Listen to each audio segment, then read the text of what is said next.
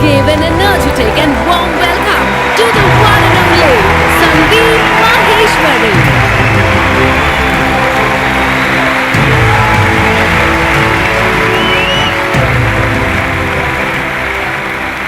Good morning, everybody.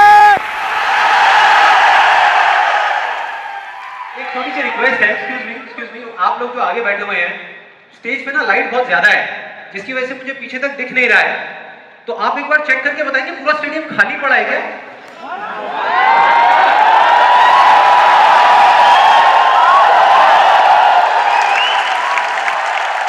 तो एक बार दोबारा ट्राई करते हैं थोड़ी और एनर्जी के साथ में.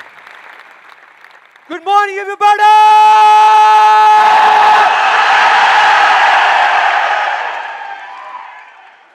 अब कुछ मजा आया.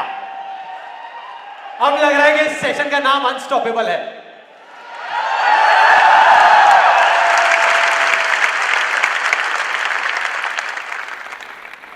ओके, अब बात करते हैं मेरी.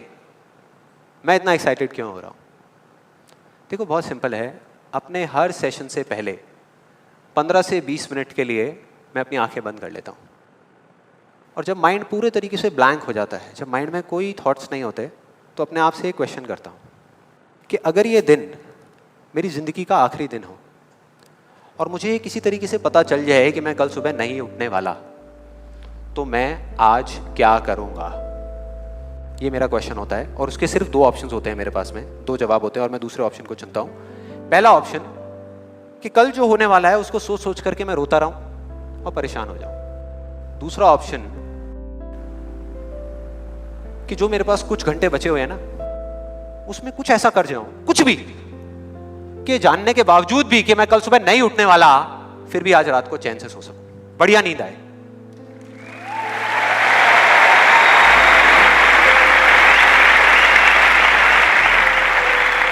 और इसीलिए आज यहां पर जो कुछ भी होने वाला है, जो कुछ भी, वो मेरे लिए सिर्फ एक सेशन नहीं है. जैसे जैसे सेशन आगे बढ़ेगा आपको समझ आएगा मैं बोल क्या रहा हूं. जैसे जैसे अब मैं आपको बताता हूं कि इस सेशन की शुरुआत कहां से हुई, कि मुझे इंस्पिरेशन कहां से मिली ये सेशन करने की. आज से 3 महीने पहले मेरे नाम से एक कुरियर आया ऑफिस में और उस एनवेलप पे लिखा हुआ था the first life changing seminar of Sandeep Maheshwari. तो जब मैंने उसको देखा तो मुझे लगा किसी ने मजाक किया है, क्योंकि मुझे अच्छे तरीके से याद था कि जो मेरा फर्स्ट लाइफ चेंजिंग सेमिनार हुआ था वहाँ पे सिर्फ 20-25 लोग बैठे हुए थे एक छोटे से कमरे में और किसी के हाथ में कोई कैमरा नहीं था. तो मेरे को लगा कि ऐसे ही किसी ने वो किया है. लेकिन फिर पता नहीं मेरे मन में क्या आया, मैंने उस वीडियो को प्ले कर दिया. और जैसे ही मैंने वो वीडियो देखनी शुरू करी तो मेरे तोते उड़ गए. मैंने कहा यार, मतलब था मैं ही स्क्रीन के ऊपर, लेकिन लग मुझे ऐसा रहा था जैसे मैं किसी और को देख रहा हूँ. और देखता रहा. जैसे ही वो वीडियो खत्म हुई, उसी टाइम मैंने ये ठान लिया, मैंने ये डिसाइड कर लिया कि अब चाहे कुछ भी हो जाए, अपनी लाइफ के इतने बड़े फेलियर को मैं अपने तक नहीं रखने वाला. इसको शेयर करूंगा पूरी दुनिया के साथ. और आप में से कुछ लोगों को याद भी होगा, मैं अपने इस एक्सपीरियंस के बारे में पहले भी आपको बता चुका हूं कि जब मैं पुणे के एक MBA कॉलेज में गया था और वहां जाकर के ब्लैंक हो गया था. याद है? कितने लोगों को याद है? याद है. तो तब मैंने आपको बताया तो था, लेकिन दिखाया नहीं था, क्योंकि मेरे पास में कुछ था ही नहीं आपको दिखाने के लिए, कोई वीडियो नहीं थी. तो आज मैं आपको दिखाने वाला हूं कि एग्जैक्टली तब क्या हुआ था. Okay, good afternoon everybody.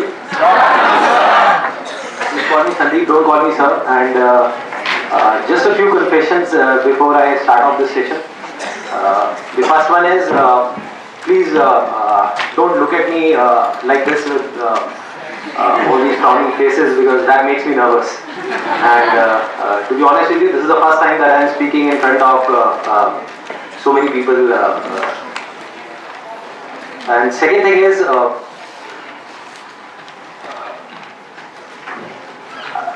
I'll be not talking about the theory part of it. I'll actually focus more on the practical side of how I did whatever I did. Okay, the second confession, which I forgot, that is. To be honest with you, I can speak in English, but the problem is you may understand what I am talking about, but I won't be able to understand what I am talking about. So it's better if I talk in Hindi. So.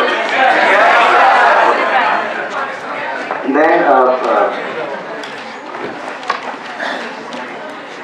coming on to the point directly, the secret of what I feel is of my success. I started my career, I think, at the age of 13, and okay, so I'll come on Hindi. So I'm sorry. Yeah, so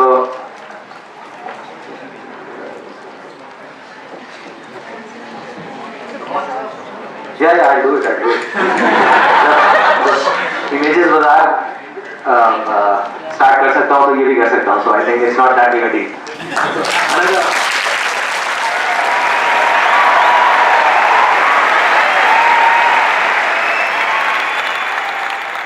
आपने देखा मेरी क्या हालत हुई थी?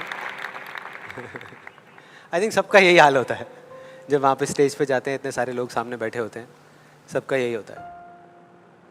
तो जब मैंने ये वीडियो देखी तो मेरे दिमाग में सिर्फ एक ही चीज़ चल रही थी, सिर्फ एक, कि ऐसा क्यों हुआ कि मैं अपना इतना बड़ा मजाक उड़वाने के बाद भी बाज नहीं आया, और क्या वजह है कि मैं वहाँ से यहाँ तक आ गया. लेकिन मुझे ना इसका एग्जैक्ट जवाब नहीं मिल रहा था. मतलब मुझे समझ नहीं आ रहा था कि इसके पीछे वजह क्या है. और फिर फाइनली एक दिन वो वजह समझ आई. मैंने एक कहानी पढ़ी कहीं पर, और उस कहानी के जब मैं अंदर तक गया तो मेरे को समझ आया कि हाँ, ये वजह है. ये कहानी है दो बच्चों की जो एक गांव में रहते थे. उनमें से एक 6 साल का था और एक 10 साल का. दोनों बहुत अच्छे दोस्त थे, बिल्कुल शोले के जय और वीरू जैसे. दोनों हमेशा साथ साथ रहते, साथ साथ खेलते, साथ साथ खाते पीते, साथ साथ नहाते धोते. नहीं, धोते नहीं, ये थोड़ा ज़्यादा हो गया. तो एक दिन वो दोनों गांव से थोड़ा दूर निकल गए, और खेलते खेलते उनमें से जो बड़ा बच्चा था 10 साल वाला, वो एक कुएं में गिर गया और जोर जोर से चीखने चिल्लाने लग गया, क्योंकि उसको तैरना नहीं आता था. अब जो दूसरा बच्चा था, छोटा सा 6 साल का, उसने अपने आसपास में देखा और उसको कोई नजर नहीं आया, उसको कोई नहीं दिखा जिसको कि वो बुला सके हेल्प के लिए. और फिर उसकी नजर पड़ी एक बाल्टी पे जिस पे एक रस्सी बंधी हुई थी. उसने एक सेकंड भी वेस्ट नहीं किया, उस बाल्टी को उठा करके कुएं में फेंक दिया और अपने दोस्त को बोला कि पकड़ ले इसको. उसके दोस्त ने पकड़ा और वो अपनी पूरी ताकत लगा करके पागलों की तरह उसको खींचने लगा. खींचता रहा, अपनी पूरी जान लगा दी उसने. छोटे से बच्चे ने, 6 साल के और 10 साल के बच्चे ने उस बाल्टी को पकड़ा हुआ था. खींचता रहा और तब तक नहीं रुका जब तक उसने अपने दोस्त को बचा नहीं लिया, जब तक वो बाहर नहीं आ गया. अब यहां तक तो ठीक था, यहां तक तो ये कहानी समझ आती है. लेकिन हुआ क्या कि जैसे ही ये दो बच्चे, जब दोनों एक हो गए, जब बाहर आए और आकर के गले मिल रहे, रो रहे और खुश हो रहे, एक तरफ से उनको डर भी लग रहा था. डर था कि अब गांव जाएंगे तो बहुत पिटाई होगी जब उनको बताएंगे कि ऐसे हम कुएं में गिर गए और ये सब चीजें हुई. लेकिन मजे की बात, ऐसा कुछ भी नहीं हुआ. वो जब गांव गए और जा करके उन्होंने अपने घर वालों को बताया, बाकी गांव वालों को बताया, तो किसी ने विश्वास नहीं किया, पूरे गांव वालों ने. और वो अपनी जगह बिल्कुल ठीक थे, क्योंकि उस बच्चे में इतनी ताकत भी नहीं थी कि वो एक बाल्टी पानी से भरी हुई वो उठा सके. तो इतने बड़े बच्चे को इतनी ऊपर खींचना तो बहुत दूर की बात है. लेकिन एक आदमी था उस गांव में, उसने विश्वास कर लिया. उनको सब रहीम चाचा कहते थे, उस गांव के सबसे समझदार बुजुर्गों में से एक. और सबको लगा कि यार ये कभी झूठ नहीं बोलते, अगर ये कह रहे हैं तो जरूर कोई ना कोई बात होगी, कोई ना कोई वजह होगी जिस वजह से ऐसा कह रहे हैं. और फिर सारे गांव वाले इकट्ठे होकर के उनके पास में गए और जा करके बोले कि देखो जी, हमें तो कुछ समझ आ नहीं रहा, आप ही बता दो कि ऐसा कैसे हो सकता है. तो उनको हंसी आ गई. वो बोले कि यार इसमें मैं क्या बताऊं, वो बच्चा बता तो रहा है उसने कैसे किया. बाल्टी को उठा करके कुएं में फेंका, उसके दोस्त ने बाल्टी को पकड़ा, उसने रस्सी को खींचा और अपने दोस्त को बचा लिया. तो आपको पता तो है उसने कैसे किया, बच्चा बता तो रहा है, इसमें मैं क्या बताऊं. तो सारे गांव वाले उनकी शक्ल देख रहे. फिर कुछ देर बाद वो बोले कि सवाल ये नहीं है कि वो छोटा सा बच्चा ये कैसे कर पाया, सवाल ये है कि वो ये क्यों कर पाया, कि उसके अंदर इतनी ताकत कहां से आई है. और बोले इसका सिर्फ एक जवाब है, सिर्फ एक, कि जिस वक्त उस बच्चे ने ये किया, उस टाइम पे उस जगह पर दूर दूर तक कोई नहीं था, उस बच्चे को यह बताने वाला कि तू ये नहीं कर सकता।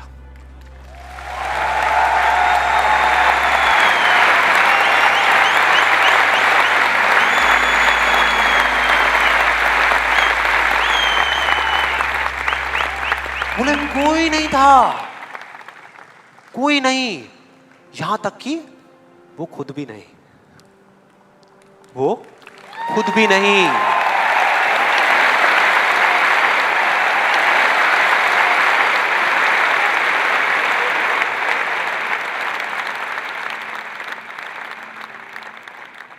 अब मैं आप लोगों से पूछता हूं कि अगर कुछ ऐसा हो जाए, अगर आपको भी उस बच्चे की तरह किसी की आवाज सुनाई ना दे जो आवाजें आपको रोकती है, ना किसी और की ना अपनी, तो क्या होगा? मजा आ जाएगा, राइट? उस बच्चे की तरह आपको भी कोई नहीं रोक पाएगा। You'll be unstoppable, right? Yes और नो? यस और नो? यस और नो? थियोरेटिकली तो ये बात बहुत अच्छी लग रही है सुनने में, लेकिन अगर हम प्रैक्टिकली देखें तो सिर्फ यस बोलने से काम नहीं चलने वाला। ये आप सबको भी पता है और मुझे भी पता है। ये जो अनस्टॉपेबल बनने वाला काम है, उसके लिए क्या करना पड़ेगा? 2 दीवारें तोड़नी पड़ेगी। 2 दीवारें, पहली बनी है दूसरों की आवाज की, कि आपके ऊपर दूसरों की आवाजों का असर होना बंद हो जाए, और दूसरी आपकी खुद की आवाज। ये ज्यादा बड़ी दीवार है। तो अब देखते हैं कि इस पहली दीवार को कैसे तोड़ना है। उस कहानी में उस बच्चे के आसपास में कोई नहीं था उसको रोकने वाला, लेकिन क्या रियल लाइफ में ऐसा होता है? यस और नो? नो। क्या होता है कि हम एक काम करने की सोचते हैं, करना शुरू भी नहीं करते, सिर्फ सोचते हैं कि हमको ये काम करना है, और सामने से 4 लोग आ जाते हैं रोकने के लिए। 4 लोग आ जाते हैं तरह तरह की बातें करने के लिए कि ये नहीं हो सकता। अरे बड़ा इम्प्रैक्टिकल सा आइडिया है। जब कोई नहीं कर पाया तो तू क्या करेगा? होता है ऐसा? कितने लोगों के साथ ऐसा हुआ है? सबके साथ हुआ है और होता रहता है। और मेरे साथ तो पता नहीं कितनी बार हुआ है। किसी के साथ कुछ ज्यादा ही हुआ है लगता है। लगता है उनको राह चलते भी, मेट्रो में भी कोई मिलता है, अबे तू नहीं कर पाएगा, चल।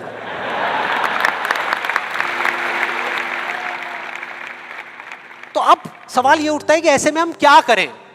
ऐसे में जो ऐसी बातें आपको बोल रहे हैं, ना तो आप उनका मुंह बंद कर सकते हो, ना अपने कान बंद कर सकते हो, क्योंकि वो लोग कोई राह चलते लोग नहीं होते, वो आपके अपने होते हैं।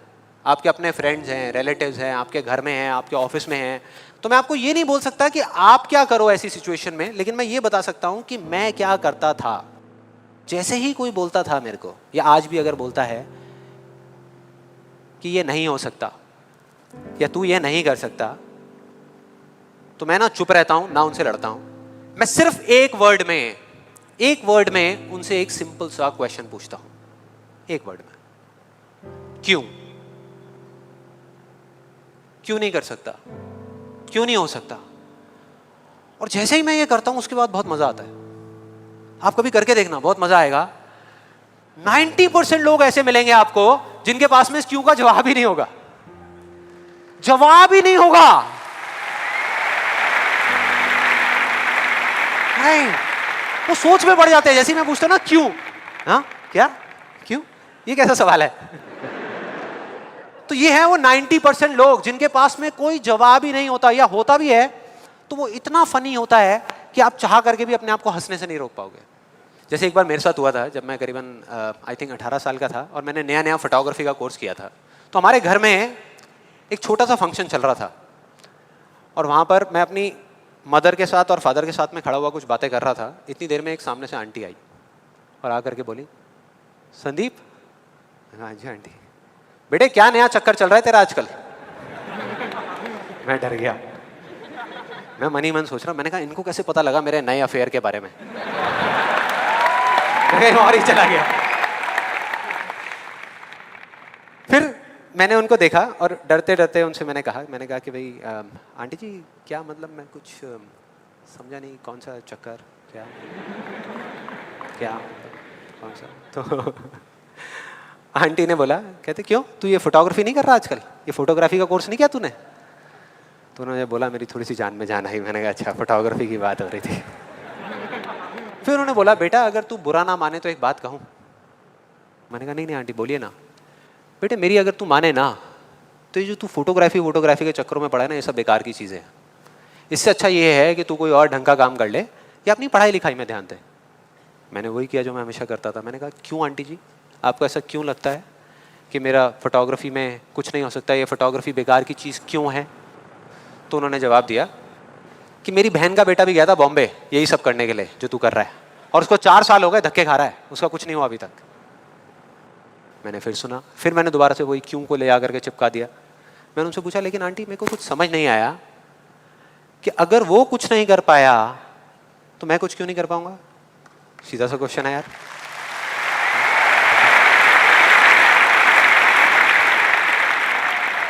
वो थोड़ी सी इरिटेट हो गई, लेकिन उसके बाद जो उन्होंने बोला, उस दिन मेरा कम से कम 10 किलो खून बढ़ गया होगा हंसते हंसते। उन्होंने गुस्से से मेरे से पूछा, कहते तेरे कितने % आए थे 12th में?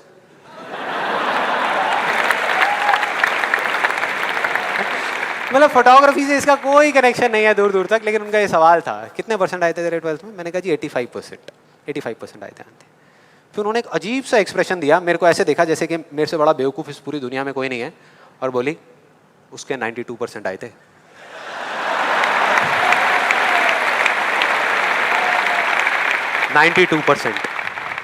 अब बोल। मैं कहा अब क्या बोलूं? अब बोलने को आपने छोड़ा क्या है? क्या कोई है जो ऐसी बातों को सीरियसली ले सकता है? नो, यस और नो? नो, ले ही नहीं सकते। अब बचे 10% लोग जिनके पास में जवाब होता है, एक जेन्युइन वजह होती है। मतलब वो आपको सिर्फ ये नहीं बोलते कि आप नहीं कर सकते, वो आपको बताते हैं कि वो ऐसा क्यों बोल रहे हैं। तो मुझे जब भी कोई ऐसा मिलता है तो मैं उनके पास में जाकर के शांति से बैठता हूं, उनकी सारी बात को समझता हूं, फिर अकेले में जाकर के उस प्रॉब्लम का सॉल्यूशन निकाल लेता हूं और अपने पूरे दिल से उस इंसान को थैंक्स करता हूं। क्योंकि इनडायरेक्टली ऐसे लोग हमको हेल्प करते हैं आगे बढ़ने में। लेकिन इसका मतलब ये नहीं है कि उन 10% लोगों की बातों को मैं ज्यादा सीरियसली लेता हूं, या अगर मेरे को उसका जवाब नहीं मिलता तो मैं रुक जाता हूं। क्योंकि जवाब नहीं है इसका मतलब ये नहीं कि हम चलना बंद करते हैं। फॉर एग्जाम्पल, अगर हम अपने घर से ये सोच करके निकले हैं कि जब सारी लाइट्स ग्रीन हो जाएंगी तब मैं अपने घर से निकलूंगा, तो निकल पाएंगे कभी? कोई भी ऐसा कुछ आपको बोलता है आकर के कि आप ये नहीं कर सकते, तो समझ लेना कि वो बोल तो आपको रहा है, लेकिन उसका इशारा आपकी तरफ नहीं है। वो बस इतना सा कहना चाहता है क्योंकि मैं इस काम को नहीं कर सकता।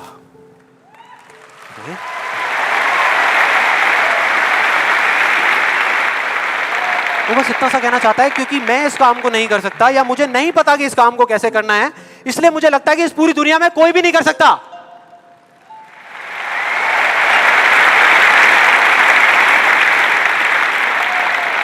आप में से कितने लोगों ने कहावत सुनी है कि किसी पे जुल्म करना पाप है, लेकिन जुल्म सहना उससे भी बड़ा पाप है? कितने लोगों ने सुनी है? ऑलमोस्ट सबने सुनी है। बिल्कुल इसी तरह से कोई इंसान अगर जिंदगी में कुछ करना चाहता है ना, या कुछ बनना चाहता है, तो उसको जा करके ये बोलना कि तू ये नहीं कर सकता, उसकी हिम्मत को तोड़ना, उसकी उम्मीद को तोड़ना एक बहुत बड़ा पाप है। क्योंकि कई बार कुछ लोगों के पास में सिर्फ एक उम्मीद होती है और कुछ भी नहीं, लेकिन वहीं दूसरी तरफ किसी को इतना हक देना कि वो आ करके आपके सामने खड़ा हो जाए और आपको कुछ भी बोलता रहे, आपकी उम्मीद को तोड़ दे, आपकी हिम्मत को तोड़ दे, और आप चुपचाप खड़े खड़े उसको देखते रहो, कुछ भी ना कहो, कुछ भी ना करो, ये उससे भी बड़ा पाप है।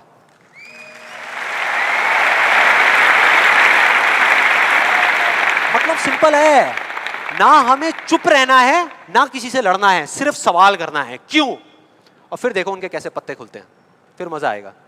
और जिस दिन आप लोगों को भी मेरी तरह ये बात समझ आ जाएगी ना, उस दिन आपके ऊपर ऐसी बातों का असर होना बंद हो जाएगा। मतलब कि उस दिन ये जो पहली दीवार है जिसकी मैंने बात करी थी, वो अपने आप ही टूट जाएगी।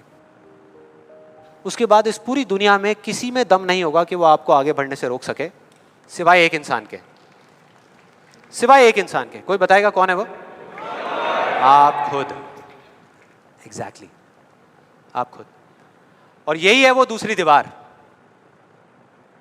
यही है वो दूसरी दीवार जो पहली वाली से कई गुना बड़ी है। कई गुना बड़ी है। आज से बहुत साल पहले मैंने एक कहानी सुनी थी जिसका एक बहुत बड़ा इंपैक्ट हुआ था मेरी लाइफ में।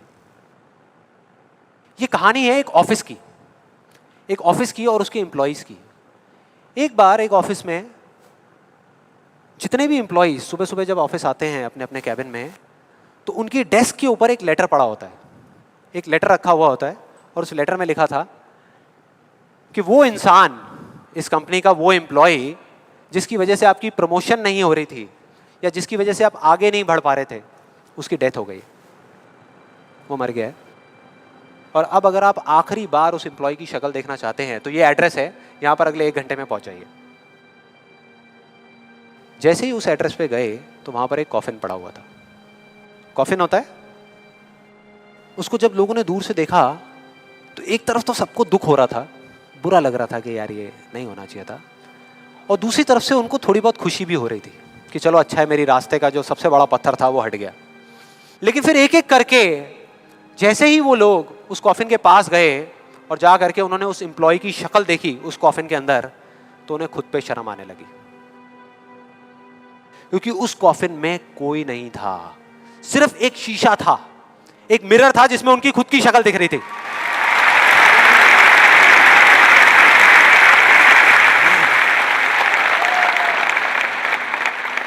हम सब भी तो यही करते हैं अपनी लाइफ में कि सारा ब्लेम उठा करके किसी सिचुएशन पे डाल दिया, किसी और इंसान पे डाल दिया, सब जगह डाल दिया सिवाय एक इंसान के, खुद पे।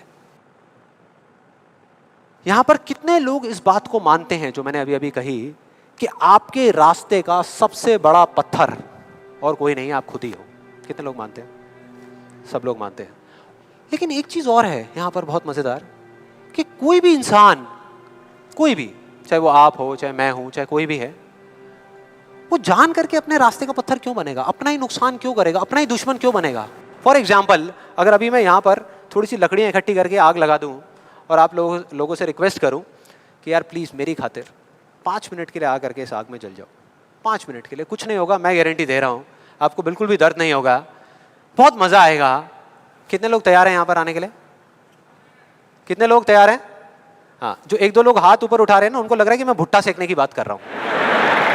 भाई साहब, आपको सेकने की बात हो रही है उस आग में। कोई नहीं आएगा, कोई नहीं आएगा। क्यों? क्योंकि कोई भी इंसान हो वो जानबूझ करके अपना नुकसान कभी नहीं करेगा, कभी भी नहीं करेगा।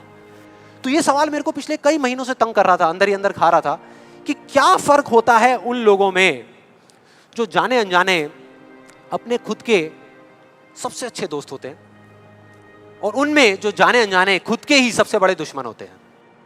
और फाइनली पिछले महीने मेरे को जवाब मिल गया, सब कुछ समझ आ गया कि क्या फ़र्क है। मैं रोज़ की तरह अपने घर के पास वाले एक पार्क में वॉक कर रहा था और एकदम से ही बहुत तेज़ बारिश शुरू हो गई, बारिश होने लगी एकदम तेज़। तो मैंने इमीडिएटली अपने हाथ ऐसे रखे ताकि मेरे चश्मे पे पानी ना आए और जा करके सीधा एक शेड के नीचे चला गया। उसके कुछ सेकंड्स के अंदर अंदर उस शेड के नीचे और भी बहुत सारे लोग इकट्ठे हो गए। लोग तरह तरह की बातें कर रहे थे, मैं अपने आसपास में सुन रहा था। लेकिन मैंने एक चीज़ नोट करी कि ज़्यादातर लोग, उनका ध्यान बारिश की तरफ नहीं था, बारिश की वजह से होने वाली जो प्रॉब्लम्स थी उसकी तरफ था। जैसे मेरे यहाँ पे थोड़ा सा आगे जा करके 2 लड़के खड़े हुए थे, वो आपस में बात कर रहे थे कि भाई आज ट्रैफिक का बड़ा बुरा हाल होने वाला है, बारिश इतनी तेज़ हो रही है। तो वो इस तरीके की बातें कर रहे। एक वहाँ पे अंकल जी थे पीछे, वाइफ को बोल रहे थे कि भाई मैंने तेरे को पहले ही कहा था कि छाता रख ले, छाता रख ले, अब देख मैं ऑफिस के लिए लेट हो जाऊँगा। तो इस तरह की बातें हो रही थी, तरह तरह की। तभी मैंने एकदम से देखा कि सामने से, मतलब मैं यहाँ खड़ा हुआ था, मेरे यहाँ पे एक लड़का खड़ा हुआ था, मुझे अभी भी एग्जैक्ट याद है। वो लड़का इनफैक्ट वो काफ़ी बड़ा कैरेक्टर था, बहुत सीरियस, मतलब बहुत टेंशन में था वो। हुआ क्या था, उसकी जेब में एक नोट पड़ा हुआ था जो गीला हो गया था, 20 रुपए का। तो उसको हिला हिला करके सुखाई जा रहा है, उसको फूंक मार रहा और ये सब चीज़ें। तो मैं पहले, मेरा ध्यान उसकी तरफ था, फिर मैंने जैसे ही उधर देखा तो उधर से एक आदमी आ रहा था शेड की तरफ। उसका भी एक हाथ ऐसे था, लेकिन दूसरे हाथ से उसने अपनी बच्ची का हाथ पकड़ा हुआ था, छोटी सी बच्ची, 4-5 साल की, बड़ी प्यारी बच्ची। फर्क ये था कि उस बच्ची का हाथ ऐसे नहीं था, उसका हाथ ऐसे था, ऐसे था। और वो बच्ची बड़ी प्यारी प्यारी हरकतें कर रही थी। मैंने देखा वहाँ से, ऐसे उसका हाथ था, बार बार उस पर पानी की बूंदें गिर रही, वो इकट्ठा कर रही और पी रही, इकट्ठा कर रही और पी रही, इकट्ठा कर रही और पी रही। तो जैसे ही वो शेड के पास आए, मैं थोड़ा सा साइड हो गया। तो इधर वो मेरे नोट सुखाने की मशीन थी, इधर मैं सोच रहा था अपने भी नोट निकाल के दे दो भाई, ये भी सुखा दे।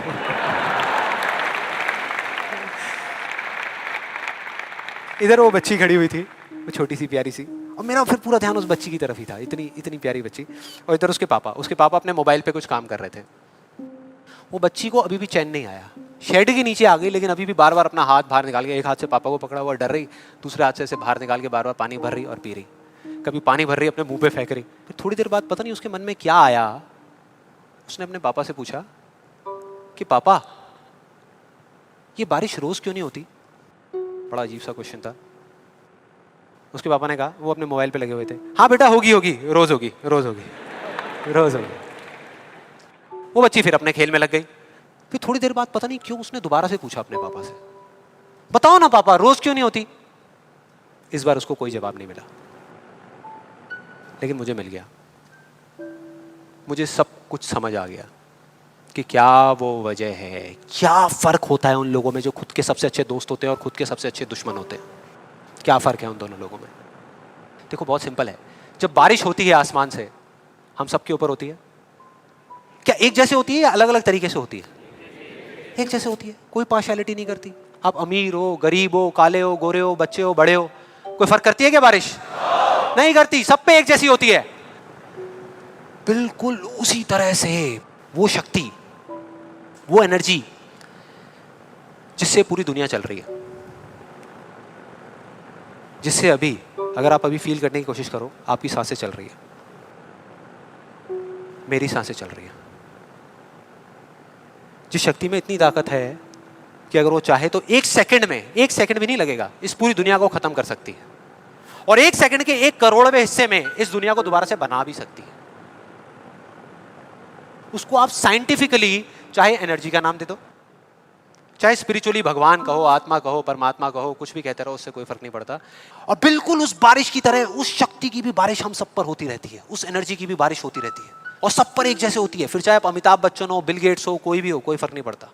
आप इस स्टेज पे खड़े हो या वहां बैठे हो, कोई फर्क नहीं पड़ता। तो फर्क क्या है? देखो बहुत सिंपल है, वही फर्क जो उस बारिश में था, जो मैंने नोट किया उस बच्ची के बीच में और औरों के बीच में। कुछ लोगों का हाथ ऐसे होता है और कुछ का ऐसे होता है, यही फर्क।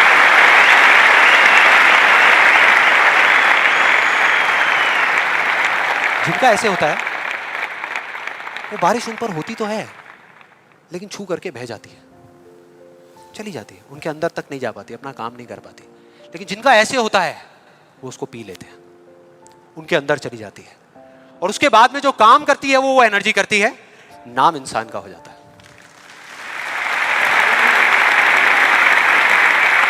नाम हो जाता है कि वो कर रहा है, वो कर रहा है, वो कर रहा है। अरे कौन कर रहा है? वही एनर्जी पीछे से काम कर रही है। हम क्या कर सकते हैं? अगर मैं आपको कहूं कि हमारी बॉडी के जितने भी फंक्शंस हैं, उसमें से 99% फंक्शन से ज्यादा ऐसे हैं, डाइजेशन से लेकर के, ब्रीदिंग से लेकर के, ये सारी चीजें जो हम कंट्रोल नहीं करते, जो हमारे कंट्रोल में है ही नहीं। 1% चीजें हम कंट्रोल करते हैं और 100% क्रेडिट ले जाते हैं। और अब मजे की बात पता है क्या है? सबसे मजेदार बात कि यहां पर हम जितने भी लोग बैठे हुए हैं ना, हम सबको पता है कि अगर हमारे हाथ अभी ऐसे हैं तो ऐसे कैसे लाने हैं, क्योंकि बचपन में हम सबके बाय डिफॉल्ट हाथ ऐसे ही थे, सबके। फिर धीरे धीरे कुछ लोगों के यहाँ चले गए, कुछ के यहीं रह गए। जिनके यहाँ रह गए उनको हम सक्सेसफुल बोलते हैं, जिनके यहाँ चले गए उनको हम फेलियर्स बोलते हैं, अलग अलग फील्ड्स में। तो कोई बताएगा कि ऐसा क्या था जो बचपन में हम एक दिन में हजारों बार करते थे और अब हजारों दिनों में एक बार भी नहीं करते? याद करो वो बच्ची क्या कर रही थी उस पार्क में, बार बार क्या कर रही थी? एग्जैक्टली क्वेश्चन पूछ रही थी, मतलब के सवाल कर रही थी। Let's give a big hand for her.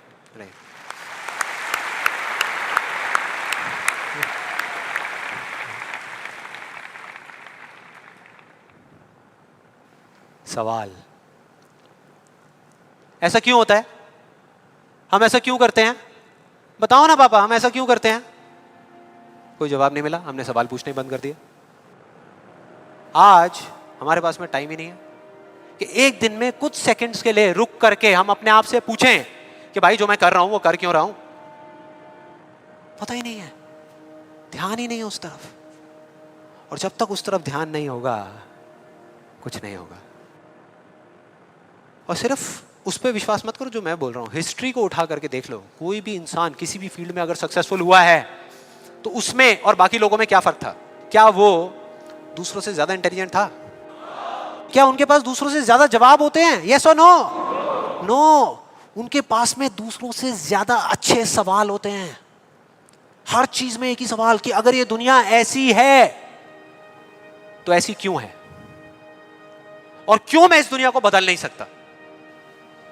अगर पूरी दुनिया मुझे ये कहती है, मेरे घर वाले मुझे कहते हैं कि मेरी तो किस्मत ही खराब है, मेरी हाथ की लकीरों में ही कमी है, तो क्यों मैं अपनी हाथ की लकीरों को नहीं बदल सकता?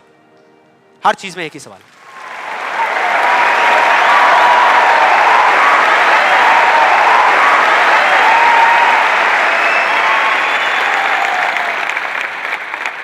और दूसरी तरफ किसी फेलियर के पास चले जाओ, उनके पास आपको सिर्फ जवाब मिलेंगे, सवाल एक भी नहीं।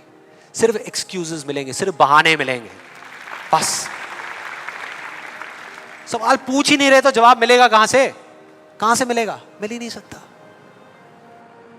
तो मैं क्या कह रहा हूं कि लाइफ में आप जो कुछ भी कर रहे हो, जो भी, उससे कोई फर्क नहीं पड़ता, लेकिन अगर आपके पास में इस क्यों का बिल्कुल क्लियर जवाब है तो उस काम को आप पूरे विश्वास के साथ कर रहे हो।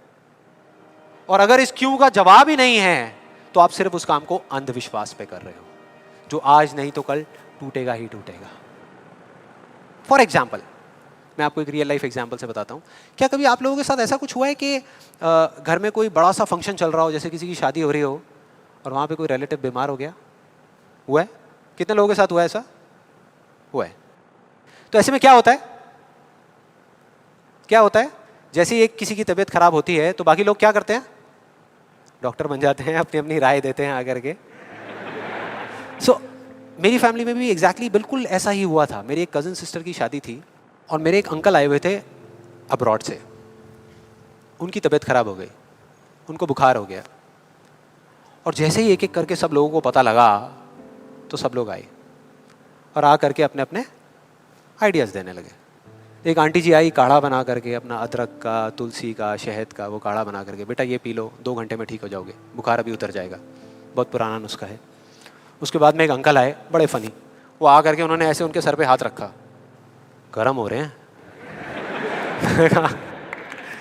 फिर उन्होंने कहा कुछ नहीं है, इनको ठंडी बर्फ़ की पट्टियाँ कर दो, अभी सारा बुखार उतर जाएगा। ऐसे सब तरह तरह के लोग आ रहे थे, तरह तरह के, और अपने अपने आइडियाज़ दे रहे थे। सबको पूरा विश्वास था कि ये करने से वो ठीक हो जाएंगे, उनका बुखार उतर जाएगा। लेकिन इसका बिल्कुल उल्टा हुआ। अगले दिन सुबह उनका बुखार कम होने की बजाय और बढ़ गया, तेज़ हो गया। और अब ऐसे में बड़ा मज़ा आता है कि जो लोग जितना ज़्यादा कॉन्फिडेंट थे ना अपने नुस्खे को लेकर के, वो उतना ही पीछे हट गए।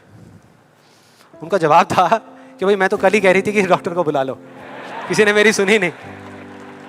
हाँ? डॉक्टर आया, वहाँ पे आ करके उसने पूरा चेकअप किया, कुछ टेस्ट बताए, शाम तक रिपोर्ट्स आई और पता लगा कि उनको मलेरिया था। डॉक्टर को जैसे ही पता लगा उसने कुछ दवाई दी और अगले कुछ दिनों में वो बिल्कुल ठीक हो गए। तो क्या फर्क था डॉक्टर में और बाकी लोगों में? डॉक्टर ने कुछ भी करने से पहले, मतलब कि अपना इलाज शुरू करने से पहले, कोई भी नुस्खा बताने से पहले ये पता लगाया कि उनको बुखार क्यों हुआ, और बाकी किसी ने ये पता लगाना जरूरी ही नहीं समझा कि उनको बुखार हुआ क्यों। डॉक्टर को पता था कि उस बीमारी का कॉज क्या है, उसकी जड़ क्या है, उसकी वजह क्या है, और इस वजह से उसको पूरा विश्वास था कि मैं ये दवाई दूंगा और वो ठीक हो जाएंगे। बाकी सब जो कह रहे थे कि हमको विश्वास है, उनको सिर्फ अंधविश्वास था कि वो ठीक हो जाएंगे, वो विश्वास नहीं था।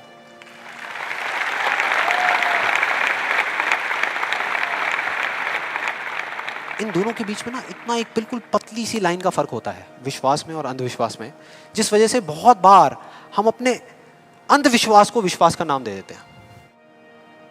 और इसका आज की डेट में सबसे बड़ा एग्जाम्पल, सबसे बड़ा, वो है लॉ ऑफ अट्रैक्शन।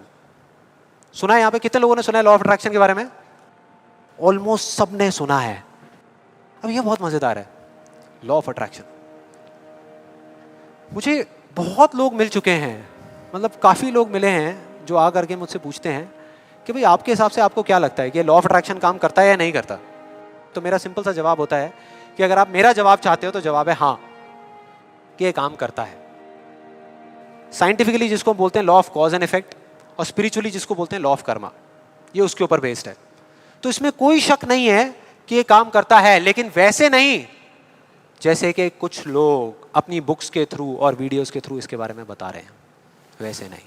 आप में से कितने लोगों ने वीडियो देखी है? बहुत सारे लोगों ने देखी है, तो आप शायद समझ जाएंगे। बाकी लोगों के लिए मैं थोड़ी एक्टिंग करके दिखाता हूँ, अपना वो थोड़ा फिरंगी स्टाइल में, वो जो डबिंग करके बोलते हैं ना, ये बिल्कुल एक अलादीन के चिराग जैसा है।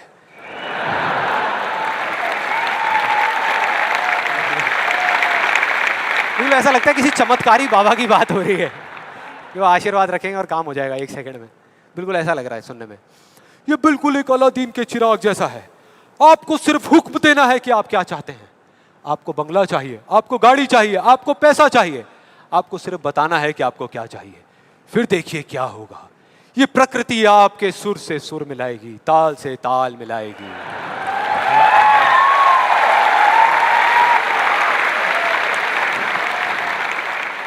और उसके बाद बड़ा मजा आता है। एक बंदा आता है वहां पे उस वीडियो में, वो आकर के कहता है अच्छा इतना आसान है, तो मैं 3 लड़कियों के साथ डेट पे जाना चाहता हूं। 3 लड़कियों के साथ।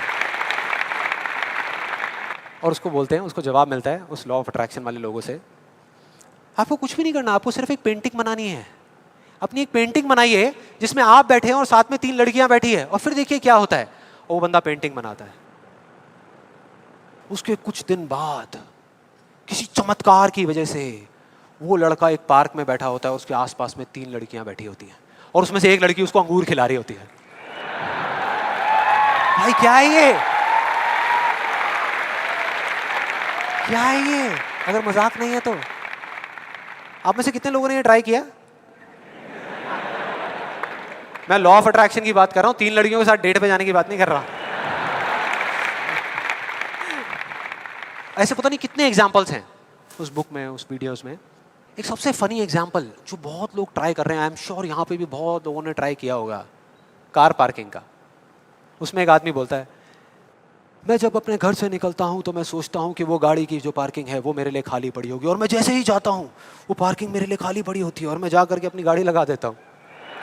क्या कमाल है यार।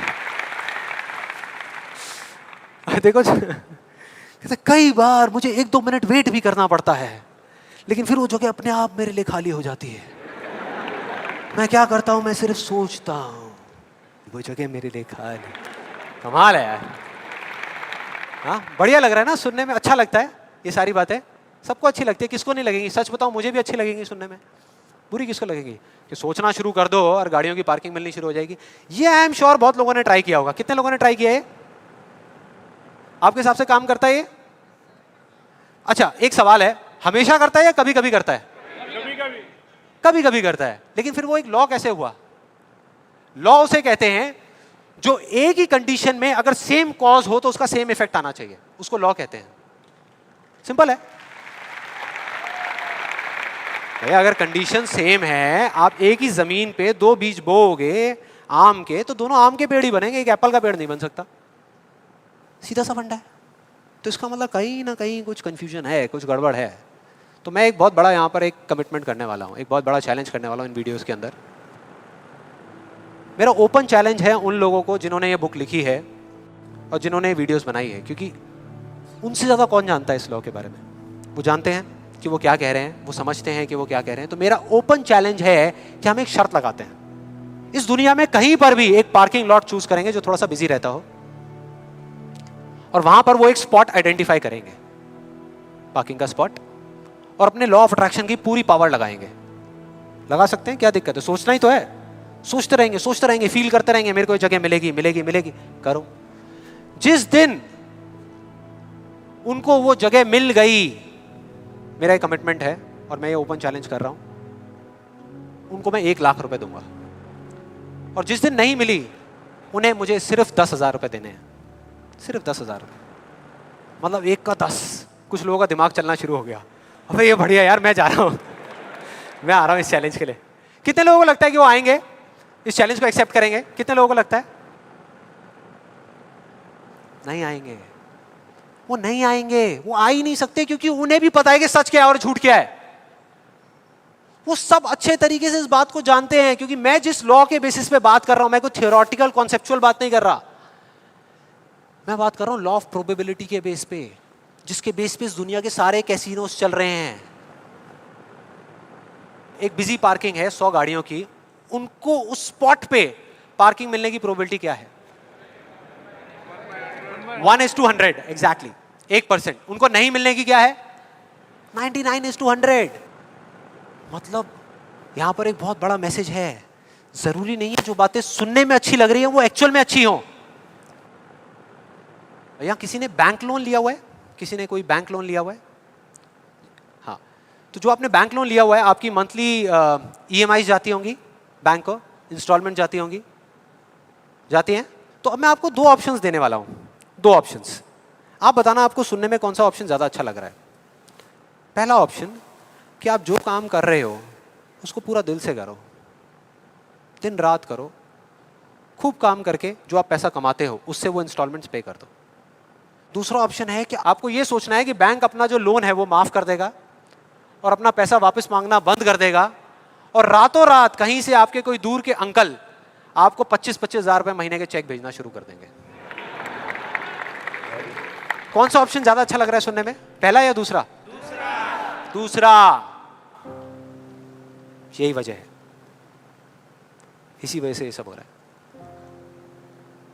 वो जो झूठ बोल रहे हैं ना, उनकी कोई गलती नहीं है, वो ही बोल रहे हैं जो लोग सुनना चाहते हैं, और वो नहीं जो सच है, क्योंकि सच बहुत कम लोग सुनना चाहते हैं। इस वजह से सारी चीजें हो रही हैं।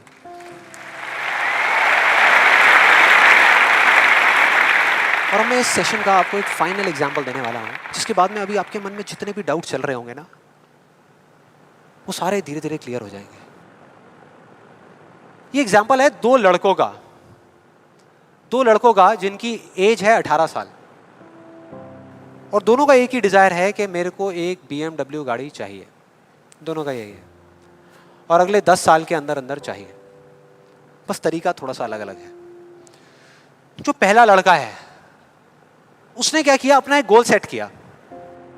उसने एक अपनी डायरी में लिख दिया, पोस्टर्स ला करके उस गाड़ी के अपने घर में लगा दिए जगह जगह पर। 24 घंटे उस गाड़ी के बारे में सोचने लग गया कि ये गाड़ी मुझे चाहिए चाहिए चाहिए।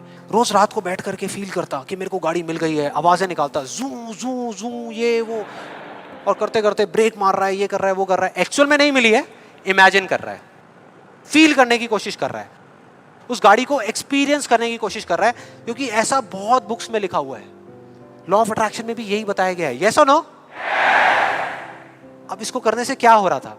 पहले उसकी सिर्फ एक विश थी, एक चाह थी कि हाँ मेरे को ये गाड़ी मिल जाए, नहीं भी मिले तो कोई फर्क नहीं पड़ता, लेकिन अब उसका वो बर्निंग डिजायर बन गया। अब उसको गाड़ी हर हालत में चाहिए ही चाहिए अगले 10 साल में। अब आप में से कुछ लोग सोच रहे हो, आप में से कितने लोगों ने मेरा इल्यूजन टू रियलिटी वाला सेशन देखा है? आप सोच रहे हो कि यार आपने इल्यूजन टू रियलिटी में भी तो यही बात करी है, और आप खुद ही उसके अगेंस्ट बोल रहे हो।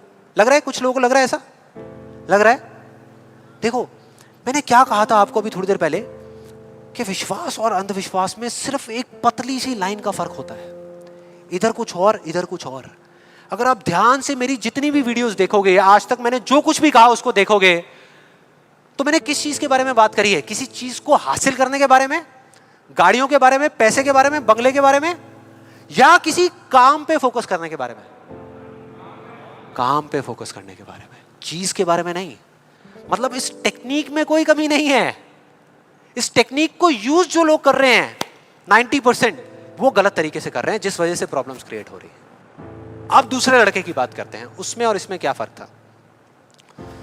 दूसरा जो लड़का था उसका भी डिजायर था कि मुझे ये गाड़ी चाहिए,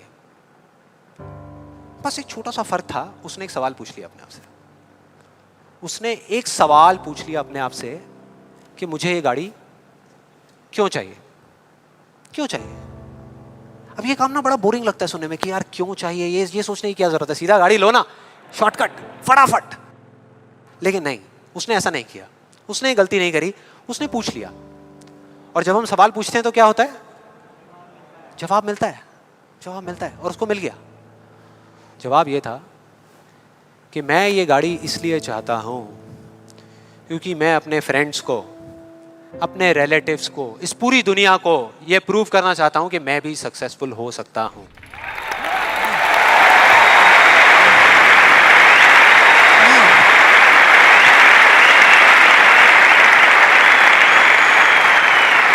तो उसको जवाब मिल गया कि मैं ये इसलिए चाहता हूं क्योंकि मैं प्रूव करना चाहता हूं। फिर उसने दोबारा सवाल किया कि क्यों, मैं क्यों अपने आसपास वालों को, इस पूरी दुनिया को ये प्रूव करना चाहता हूं, क्यों करना चाहता हूं?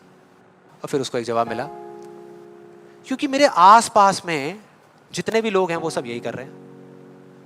उसने एक आखिरी सवाल पूछा और जब उसका जवाब मिला ना तो वो हिल गया, उसके सारे फंडे क्लियर हो गए। वो सवाल था कि सब ऐसा क्यों कर रहे हैं, और उसको जवाब मिला, सब ऐसा इसलिए कर रहे हैं क्योंकि सब ऐसा ही कर रहे हैं।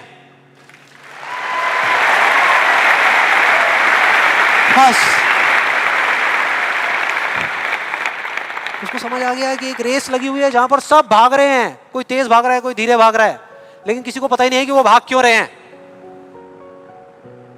और जैसे ही उसको ये समझ आया, उसको ये जवाब मिला, तो उसको ये तो नहीं पता था कि मैं अब क्या करने वाला हूं, लेकिन उसको ये समझ आ गया कि मुझे क्या नहीं करना। उसने डिसाइड कर लिया उसी टाइम, उसी मोमेंट में ये डिसाइड कर लिया कि मुझे नहीं बनना इस रैट रेस का हिस्सा, मुझे नहीं प्रूव करना किसी को कुछ भी, मुझे नहीं चाहिए कोई गाड़ी वाड़ी। अब मैं वो करूंगा जो मेरा दिल कहता है, जो मेरे अंदर की आवाज है। बाढ़ में गई दुनिया। और जैसे ही उसको ये अंदर से उसकी आवाज आई कि मुझे ये चीज करनी है, तो वो जवाब उसके अंदर से ही निकल करके आ गया। और उसको जवाब मिला कि 3 साल पहले वो सबसे ज्यादा क्लोज इस पूरी दुनिया में अपने फादर के था, अपने पापा के, और दोनों का रिलेशन एक बाप बेटे का कम और एक दोस्त का ज्यादा था।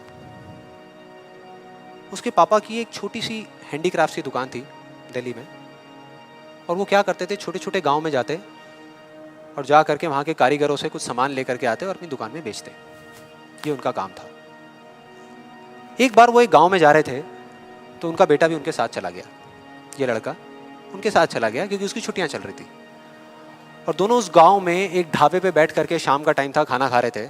खाते खाते एकदम से उसके फादर के यहाँ पे दर्द उठा, लेफ्ट साइड में दर्द होना शुरू हो गया, और उस लड़के ने एक सेकंड भी नहीं लगाया, फटाफट से अपने फादर को लेकर के एक पास के हॉस्पिटल में चला गया। वहां जाकर के जो डॉक्टर्स थे उस गांव के हॉस्पिटल के, उन्होंने कहा कि आप इनको जल्दी से जल्दी किसी बड़े हॉस्पिटल में ले जाओ, टाइम नहीं है। लेकिन वो बड़ा हॉस्पिटल उस गांव से 3 घंटे की दूरी पे था। और जब वो वहां पहुंचा और उसको, उसके फादर को इमरजेंसी वार्ड में लेकर के गए, तब तक सब ठीक था। लेकिन उसके 10 मिनट बाद डॉक्टर्स आए और आकर के उन्होंने बोला, वी आर सॉरी, अगर आप 15 मिनट पहले आ जाते तो हम कुछ कर सकते थे। 15 मिनट पहले। अब जैसे ही इस लड़के के साथ ये हुआ था तो बिल्कुल सुन्न हो गया था, मुंह से एक वर्ड बाहर नहीं आ रहा था, उसको समझ ही नहीं आ रहा था कि मैं क्या बोलूं, क्या सोचूं। उसने ऐसा कुछ सोचा ही नहीं था, एकदम से हो गया, एकदम से हो गया। और उसके काफी देर बाद जाकर के, उसके 5-10 मिनट बाद जाकर के उसके अंदर से एक चीख निकली थी, एक अजीब सी बात निकली थी जो उसको उस टाइम पे नहीं समझ आई थी कि ये बड़े डॉक्टर्स बड़े शहरों के बड़े हॉस्पिटल्स में ही क्यों होते हैं, छोटे छोटे गांव में क्यों नहीं होते।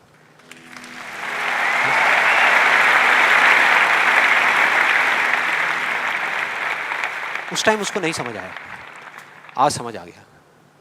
उसको समझ आ गया कि मेरे साथ ऐसा क्यों हुआ था, जिससे कि मैं एक डॉक्टर बनूं और जा करके छोटे छोटे हॉस्पिटल्स में काम करूं, ना कि एक गाड़ी खरीदूं।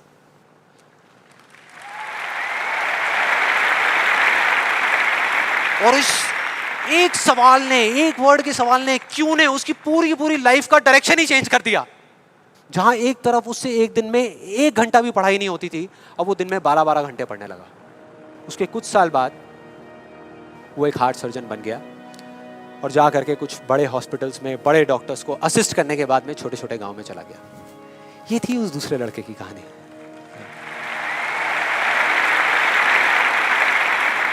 10 साल हो गए हैं, तब दोनों 18 साल के थे, आज दोनों 28 साल के हो चुके हैं। लेकिन क्या दोनों की लाइफ में थोड़ा बहुत फर्क होगा? एक बार देखते हैं एग्जैक्टली कि क्या फर्क होगा। जो पहला लड़का था उसने इस लॉ को पूरे विश्वास के साथ प्रैक्टिस किया, लॉ ऑफ अट्रैक्शन को पूरे विश्वास के साथ कि ये काम करता है, करेगा करेगा, इतने लोग बोल रहे हैं गलत थोड़ी होंगे, पूरी दुनिया बोल रही है कि ये काम करता है। उसने किया, लेकिन फ्यूचर किसी के हाथ में नहीं है ना, उसको नहीं मिला, उसको वो गाड़ी नहीं मिली। क्या होगा उसके साथ में? क्या होगा? खुश रहेगा? टूट जाएगा, पागल हो जाएगा, बिखर जाएगा, समझ ही नहीं आएगा कि हो क्या रहा है मेरे साथ में। यह है एक सिचुएशन। दूसरी सिचुएशन कि उसको BMW गाड़ी नहीं मिली लेकिन होंडा सिटी मिल गई। अब क्या होगा? खुश रहेगा? रह ही नहीं सकता, रह ही नहीं सकता, क्योंकि ये गोल सेटिंग करके और ये सब करके उसने अपने डिजायर को बढ़ा लिया, अपने अंधविश्वास को इतना बढ़ा लिया कि अब उसको वो ही गाड़ी चाहिए और किसी गाड़ी से उसका काम ही नहीं चलने वाला। जबकि अगर दूसरे एंगल से देखा जाए तो एक 28 साल के लड़के के लिए जो मिडिल क्लास बैकग्राउंड से बिलोंग करता है, अपने पैसों की एक होंडा सिटी गाड़ी खरीदना भी बहुत बड़ी बात होती है, राइट? बहुत बड़ी बात होती है। अब तीसरी सिचुएशन ये बहुत इंटरेस्टिंग है।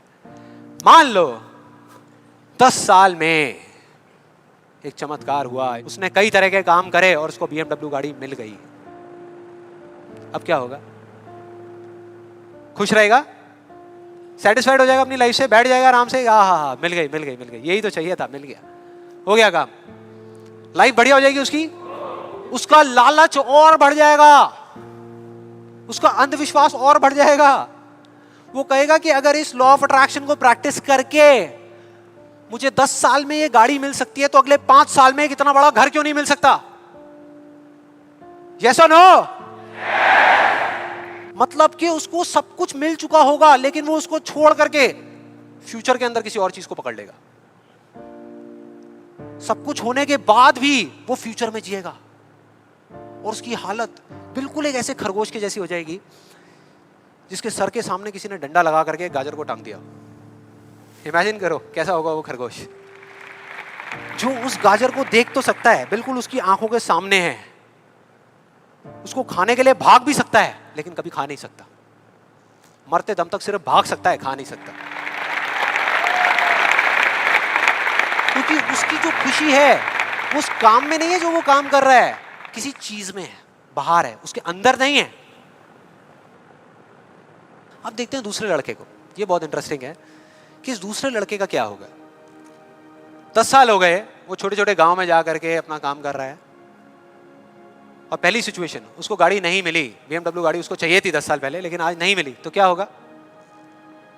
क्या होगा? खुश रहेगा। उसकी खुशी किसी गाड़ी में नहीं है, किसी चीज में नहीं है, उसके काम में है। कल जो मिलने वाला है उसमें नहीं है, आज जो वो कर रहा है उसमें है।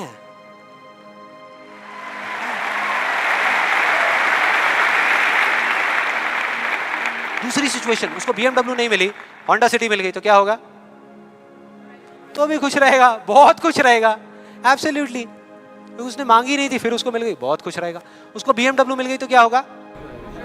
खुश रहेगा। लेकिन इस वजह से नहीं कि उसको ये गाड़ी मिल गई, इस वजह से क्योंकि वो जो काम कर रहा है उसमें उसको खुशी मिल रही है। और एक सबसे बड़ा फर्क पता है क्या है यहाँ पर इन दोनों के अंदर? सबसे बड़ा फर्क अगर आप ध्यान से देखोगे, ये जो दूसरा लड़का है, अगर इसको गाड़ी मिल गई, जो डॉक्टर है, और छिन गई 1 साल बाद, तो क्या होगा? तब भी खुश रहेगा। लेकिन जो पहला है उसका क्या होगा? अरे वो सिर्फ डर में जिएगा, वो सिर्फ डर में जिएगा। जो है उसको खोने का डर, जो मैं चाहता हूं उसके ना मिलने का डर, 24 घंटे सिर्फ डर।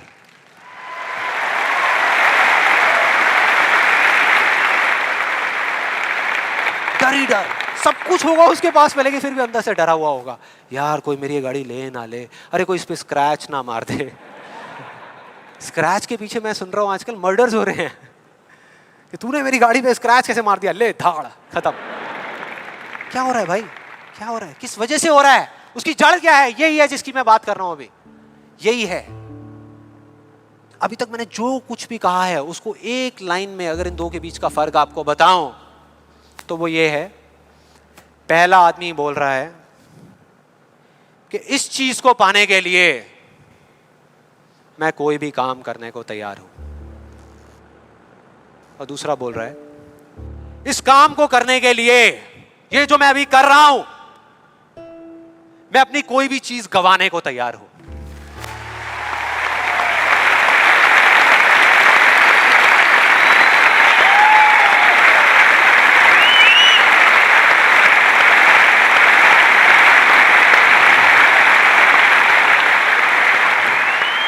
एक की जिंदगी का मकसद है, जो पहला है पाना, हासिल करना, उस चीज पे कब्जा करना किसी भी तरीके से, बस वो चीज मेरे हाथ में आ जाए। फिर चाहे इसके लिए उसको धर्म के रास्ते पे चलना पड़े या अधर्म के, वो चलेगा। उसको सही काम करना पड़े या गलत करना पड़े, वो करेगा। लेकिन दूसरा, उसके लिए अपने अंदर की आवाज को सुन करके, अपने अंदर की मतलब कि अपने दिल की आवाज को सुन करके किया गया कर्म ही इस दुनिया का सबसे बड़ा धर्म है।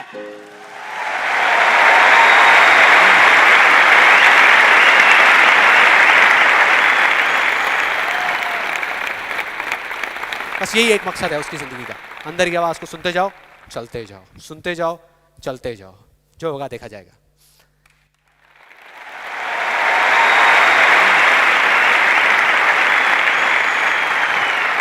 और इस गलत फहमी में मत रहना कि जो पहला है उसको दूसरे से ज्यादा मिलेगा, ये सोचना भी मत।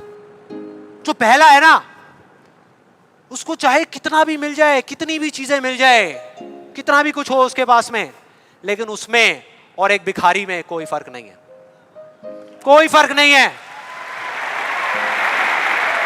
दोनों का सिर्फ एक काम है, मांगना, मांगना। तो अगर उसको मिला भी, पहले वाले को अगर मिला भी, तो बस इतना ही मिलेगा जितना वो मांग सकता है या जहां तक वो सोच सकता है, उससे ज्यादा नहीं मिल सकता। लेकिन जो दूसरा है, उसको जिस दिन मिलना शुरू होगा ना, बिना कुछ मांगे, बिना मांगे, वो इतना होगा, इतना होगा जितना वो खुद तो क्या, इस पूरी दुनिया में कोई सपने में भी नहीं सोच सकता, सपने में भी नहीं सोच सकता।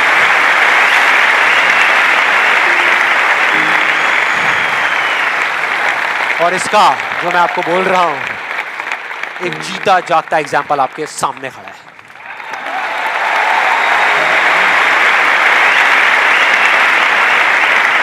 और जिस दिन आपने भी मेरी तरह इस रास्ते पे चलना शुरू कर दिया, तो वो दिन दूर नहीं है जब आपके पास सब कुछ होगा, आपके आसपास में जो आपको चाहिए उससे बहुत ज्यादा होगा, सब कुछ होगा, लेकिन फिर भी अपना कुछ भी खोने का डर नहीं होगा। चला जाए, चला जाए, चला जाए, ये जाए, वो जाए, कुछ भी जाए, कोई डर नहीं है। और ये डर नाम की दीमक है ना, जो लोगों की आंखों में दिखती है, जो अंदर ही अंदर लोगों को खोखला कर रही है, वो आपके अंदर जाना तो दूर, आपको छू भी नहीं पाएगी, छू भी नहीं पाएगी। You will be fearless। ना जीने का लालच, ना मरने का डर। जो करोगे यहां से करोगे।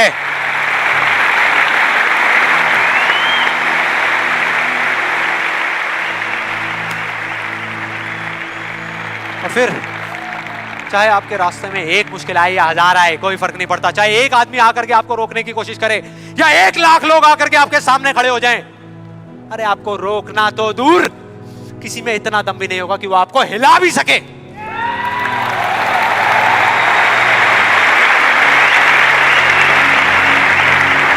क्योंकि उस दिन आप पर खुद उसका हाथ होगा।